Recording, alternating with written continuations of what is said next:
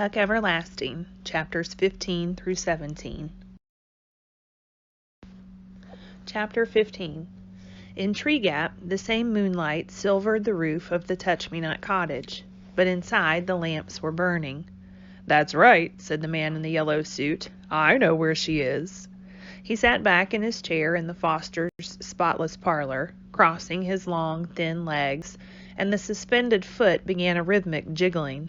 He hung his hat on his knee and smiled, his eyes nearly closed. "I followed them, you see. She's with them now. As soon as I saw they'd arrived at their destination, I turned around and came directly back. I thought you'd be staying up. You've been looking for her all day, of course. It must be quite a worry." He lifted a hand then, ignoring their exclamations, and began to smooth the thin hairs of his beard. "You know," he said thoughtfully, "I've come a long way, looking for a wood exactly like the one you've got next door here. It would mean a great deal to me to own it. And how pleasant to have neighbors like yourselves. Now understand, I wouldn't cut down many of the trees. I'm no barbarian, you can see that. No, just a few. You wouldn't find it different at all, really." He gestured with his long white fingers and smiled, his face crinkling presently. "We'd be good friends, I think. Why, the little girl and I, we're friends already. It would be a great relief to see her safely home again, wouldn't it?" He clicked his tongue and frowned. "Dreadful thing, kidnapping. Isn't it fortunate that I was a witness? Why, without me, you might never have heard a word. They're rough country people, the ones that took her. There's just no telling what illiterates like that might do. Yes," he sighed, lifting his eyebrows and smiling again.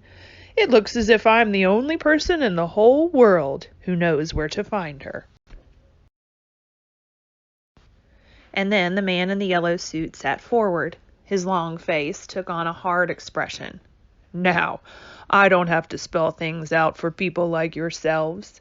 Some types one comes across can't seem to cut their way through any problem, and that does make things difficult. But you, I don't have to explain the situation to you. I've got what you want, and you've got what I want. Of course, you might find that child without me, but you might not find her in time. So, I want the wood, and you want the child. It's a trade. A simple, clear-cut trade." He looked around at the three shocked faces, and as if he were seeing nothing there but calm agreement, he smiled delightedly and rubbed his hands together. "Done and done," he said. "I knew right away. I said to myself, now here is a group of intelligent, reasonable people. I'm seldom wrong as a judge of character, very seldom disappointed. So, all that remains is to write it up on paper, giving me the wood, and to sign it. It's best, don't you agree, to keep things legal and tidy? The rest is easy, nothing to it. You go for your local constable, and he and I ride out and bring the child and the criminals. No, oh no, Mr. Foster. I understand your concern, but you mustn't come along. We'll do this business my way. There now, your terrible ordeal is as good as over, isn't it? I'm so thankful I was here to help you out." Chapter 16. The constable was fat, and he was sleepy. He wheezed when he spoke, and he spoke quite a bit as they started off, he and the man in the yellow suit. "First, they roused me out of bed in the middle of the night, after I've been out since sunup looking for that child, and now I suppose you're going to go try and run me all the way," he said sourly. "I tell you, this old horse of mine is none too strong. I don't have to hurry her as a rule, so most of the time it don't matter. Seems to me we could have waited till dawn anyway." The man in the yellow suit was as courteous as always. "The Fosters have been waiting since yesterday morning," he pointed out. "Naturally, they're very upset. The sooner we get there, the sooner that child will be with them again." "How come you're so deep in it?" asked the constable suspiciously. "Maybe you're in cahoots with the kidnappers. How'd I know? You should have reported it right off when you saw her get snatched." The man in the yellow suit sighed. "But of course I had to find out where they were taking her," he explained patiently. I came back right after that. And the Fosters are friends of mine. They've sold me their wood." The constable's eyes went round. "I'll be," he said. "What do you know about that?" "I don't suppose they'd ever do a thing like that, friend or no friend. They're the first family around here, you know. Proud as peacocks, all of 'em. Family proud and land proud, too." "But they sold off, did they? Well, well." And he whistled in amazement. They thumped along in silence for a while, out around the wood and across the starlit meadow.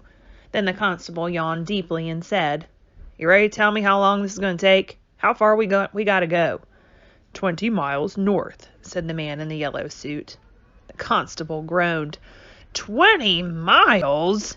He shifted the shotgun that rested across his saddle and groaned again. "Clear up in the foothills? That's a fair way, all right." There was no reply to this. The constable ran his fingers down the gleaming barrel of the shotgun. Then he shrugged and slumped a little in the saddle. "Might as well relax," he wheezed, suddenly companionable. "We'll be riding 3-4 hours." Still there was no reply. "Yes, sir," said the constable, trying again. "It's something new for these parts, kidnapping. Never had a case like that before that I know of, and I've been in charge going on 15 years. He waited. "You don't say so," his companion said at last. "Yep, that's a fact," said the constable with evident relief. Maybe now there would be some conversation. "Yep, 15 years. Seen a lot of trouble in 15 years, but nothing quite like this. Course, there's a first time for everything, as they say. We got a brand new jailhouse, did you notice? Listen, it's a dandy. Give those folks nice, clean accommodations." He chuckled. "Of course, they won't be there long.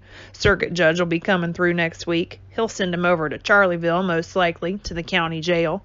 That's what they do for your serious crimes. Of course, we got a gallows of our own if we ever need it. Keeps trouble down, I think, just having it there. Ain't ever used it yet. That's 'cause they take care of the serious stuff over in Charleville, like I say." The constable paused to light a cigar and went on cheerfully. "What you got planned for that piece of Foster land? Gonna clear it? Put up a house or a store, maybe?" "No," said the man in the yellow suit. The constable waited for more, but there was no more. His sour mood returned. He frowned and shook the ashes from his cigar.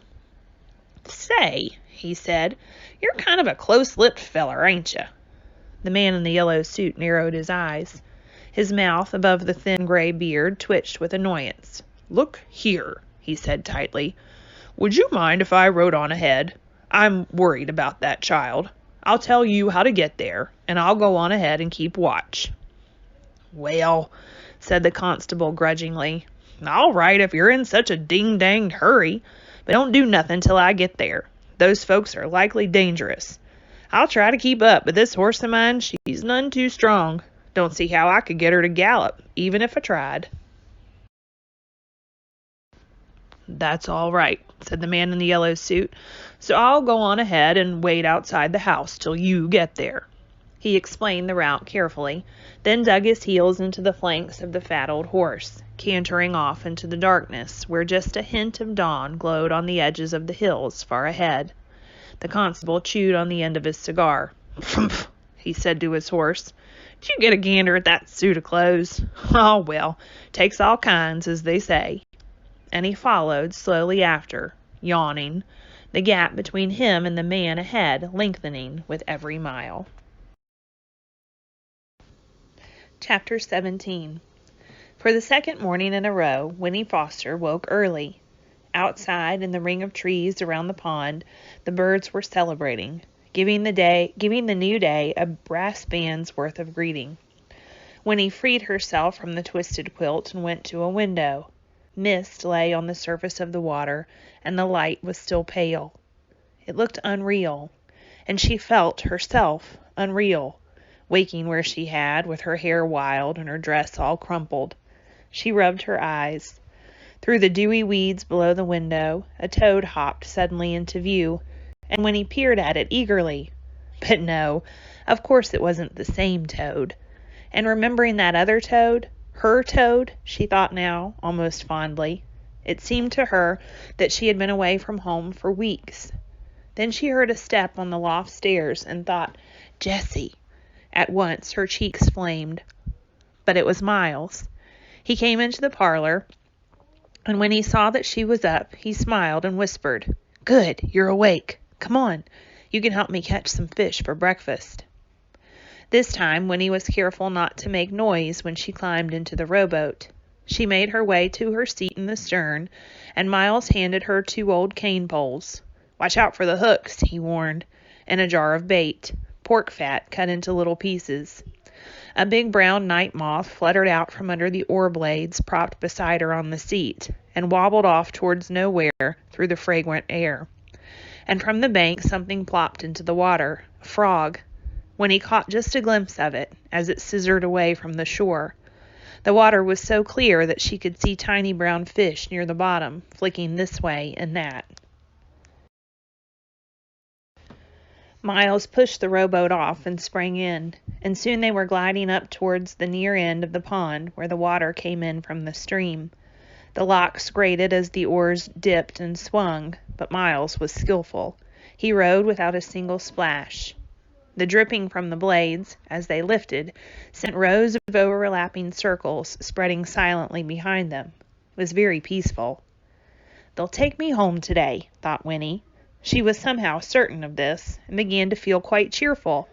She had been kidnapped, but nothing bad had happened. And now it was almost over. Now, remembering the visits of the night before, she smiled, and found that she loved them, this most peculiar family. They were her friends, after all, and hers alone. How'd you sleep? Miles asked her. All right, she said. That's good, I'm glad. Ever been fishing before? No, she told him. You'll like it, it's fun, and he smiled at her. The mist was lifting now as the sun poked up above the trees and the water sparkled. Miles guided the rowboat near a spot where lily pads lay like upturned palms on the surface. We'll let her drift some here, he said. There'll be trout down there in those weeds and stems. Here, give me the poles and I'll bait the hooks for us. Winnie sat watching him as he worked. His face was like Jessie's, and yet not like. It was thinner, without Jessie's rounded cheeks, and paler, and his hair was almost straight, clipped neatly below the ears. His hands were different, too, the fingers thicker, the skin scrubbed-looking, but black at the knuckles and under the nails. When he remembered that he had worked sometimes as a blacksmith, and indeed his shoulders, under his threadbare shirt, were broad and muscled. He looked solid, like an oar, whereas Jessie, well, she decided, Jessie was like water, thin and quick. Miles seemed to sense that she was watching him. He looked up from the bait jar, and his eyes, returning her gaze, were soft. Remember I told you I had 2 children? He asked. Well, one of 'em was a girl. I took her fishing, too. His face clouded then, and he shook his head. Her name was Anna. Lord, how sweet she was, that child. It's queer to think she'd be close to 80 now, if she's still alive. And my son, he'd be 82. When he looked at his young, strong face, and after a moment she said, Why didn't you take them to the spring and give them some of the special water? Well, of course, we didn't realize about the spring when we were still on the farm, said Miles. Afterwards, I thought about going to find them. I wanted to, heaven knows, but Winnie, how'd it have been if I had? My wife was nearly 40 by then, and the children, well, what was the use? They'd have been near-growed theirselves. They'd have had a pa close to the same age they was. No, it ought to been so mixed up and peculiar, just wouldn't have worked. Then pa, he was dead set against it anyway. The fewer people know about the spring, he says, the fewer there are to tell about it. Here's your pole. Just ease the hook down in the water. You'll know when you get a bite. Winnie clutched her pole, sitting sideways in the stern, and watched the baited hook sink slowly down. A dragonfly, a brilliant blue jewel, darted up and paused over the lily pads, then swung up and away. From the nearest bank a bullfrog spoke. There certainly are a lot of frogs around here, Winnie observed. That's so, said Miles. They'll keep coming, too, long as the turtles stay away. Snappers, now, they'll eat a frog soon as look at him. Winnie thought about this peril to the frogs and sighed. "It'd be nice," she said, "if nothing ever had to die." "Well, now I don't know," said Miles. "If you think on it, you come to see there'd be so many creatures, including people, we'd all be squeezed in right up next to each other before long." Winnie squinted at her fishing line and tried to picture a teeming world. She said. "Yeah, I guess you're right." Suddenly, the cane pole jerked in her hand and bent into an arch, its tip dragging down nearly to the water's surface. Winnie held on tight to the handle, her eyes wide. "Hey!" cried Miles. "Look there! You got a bite. Fresh trout for breakfast, Winnie." But just as suddenly the pole whipped straight again, and the line went slack. "Shucks," said Miles. "It got away." "I'm kind of glad," Winnie admitted, easing her rigid grip on the butt of the pole. "You fish, Miles. I'm not sure I want to." And so they drifted for a little longer. The sky was blue and hard now. The last of the mist dissolved, and the sun, stepping higher above the trees, was hot on Winnie's back. The first week of August was reasserting itself after a good night's sleep. It would be another searing day. A mosquito appeared and sat down on Winnie's knee. She slapped at it absently, thinking about what Miles had said. If all the mosquitoes lived forever, and if they kept on having babies, it would be terrible. The Tucks were right. It was best if no one knew about the spring, including the mosquitoes. She would keep the secret. She looked at Miles, and then she asked him, "What will you do if you've got so much time?" "Someday," said Miles, "I'll find a way to do something important." Winnie nodded. That was what she wanted. "The way I see it," Miles went on, "it's no good hiding yourself away like Pa and lots of other people. And it's no good just thinking of your own pleasure either. People got to do something useful if they're gonna take up space in the world." "But what will you do?" Winnie persisted. "I don't know yet," said Miles. "I ain't had no schooling or nothing, and that makes it harder."